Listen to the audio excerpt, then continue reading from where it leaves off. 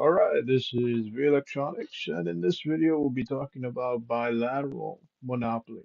Okay, now we all know what a monopoly is. Monopoly is when one firm, okay, controls the market, has a dominant share over the market.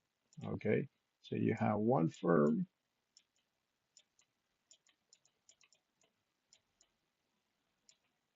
having control or dominance over the market.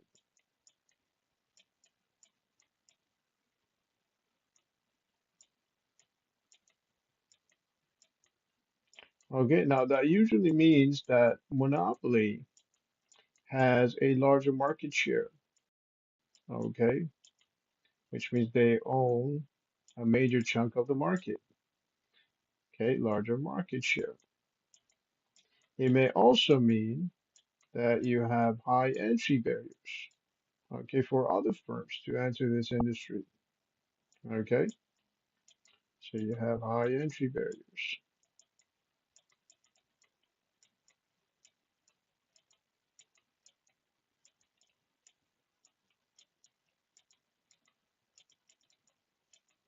Okay, which is different than, let's say, for example, your perfect competition.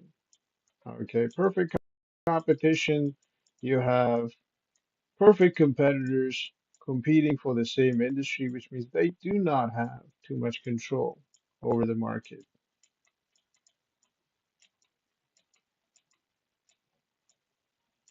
Okay, they do not have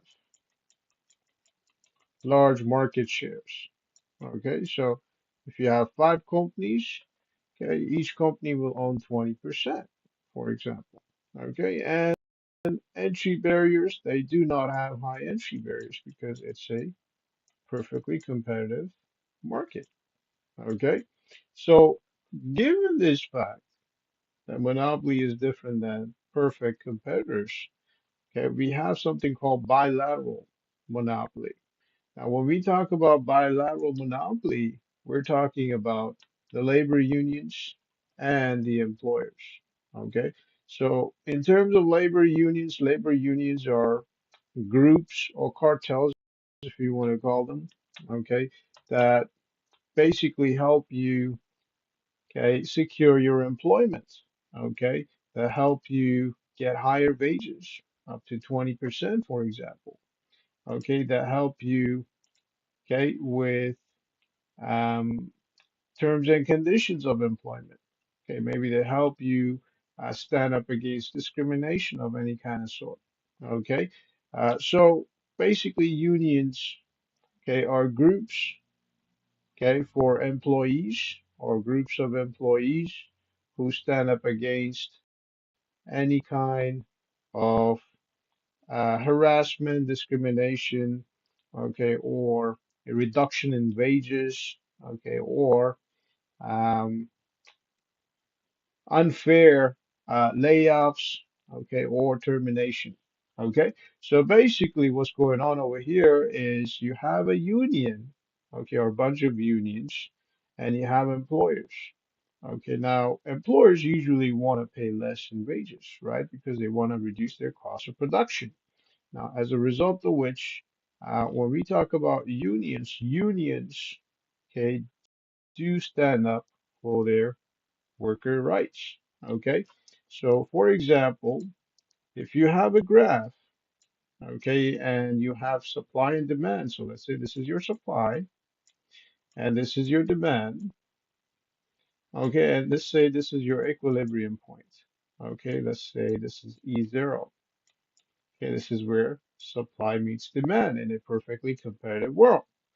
Okay, so in a perfectly competitive world, okay, your supply meets demand. There is no excess, there is no shortage, okay, of supply or demand. Okay, so when it comes to your unions, let's say this is wages over here, okay, when it comes to unions, the unions will demand, okay, higher wages. Okay, so unions will demand higher wages. Okay, so let's say this is your quantity zero. Okay, and this is the quantity of labor being supplied through unions. Through higher wages they supply or they're ready to offer, okay, um, greater hours of employment or greater number of people to work at that place. Okay. Now, when it comes to your employer, and if this is a monopsony, okay, now monopsony has to do with an employer who takes advantage of a situation where workers do not have employment, for example, in a certain region or in a certain industry, and they say, hey, listen, you do not have an option. Okay, you're going to go ahead and offer, we're going to go ahead and offer you wages, okay, certain salary or wage rate, and you will need to accept that wage rate because you have no other alternative.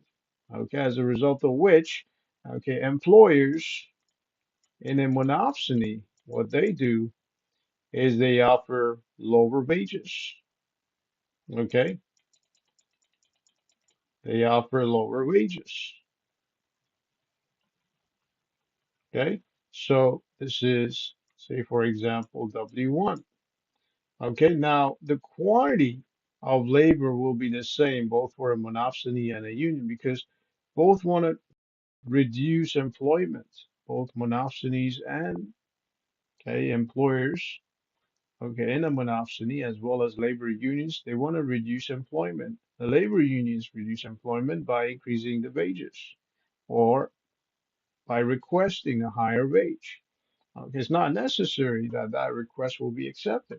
Okay, but by requesting a higher wage, okay, we're drawing this imaginary line where they supply a certain amount of labor, okay, whether in hours worked or total number of people employed. On the other side, you have your, okay, you have your employer who will reduce employment by reducing wages. Okay, this is in a monopsony. Okay, they're basically saying, hey, listen, this is the coal industry, for example. Okay, and okay, we do need workers. Okay, however, we do have a lot of people signing up, okay, for this job. All right, because a lot of people are looking to pay their bills, okay, to feed their families, as a result of which, what we are going to do is we're going to offer you a certain wage rate. Okay, so let's say $25 an hour, okay, or $30 an hour, whatever that might be. Okay, now, regardless of the working conditions, regardless of the health hazards, okay, the employer will say, hey, listen, the only way we can get this work done is if we can offer you $25 an hour to do the job. Okay, because if we offer you any more than $25, okay, it's not feasible, okay, for the cost of production. Okay, so this is not feasible. It doesn't work out for us. Okay, so this is what they're saying. So as a result of which the employer will end up, okay, paying,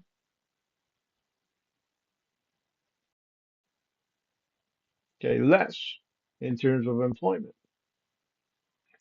Okay, so basically, this is what the graph looks like for a bilateral monopoly. Again, bilateral monopoly is where both the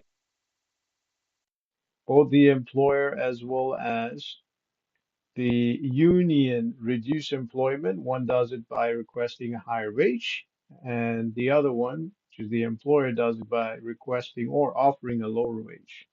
Okay, so on behalf of Electronics, this is Obey. Have yourself a great day.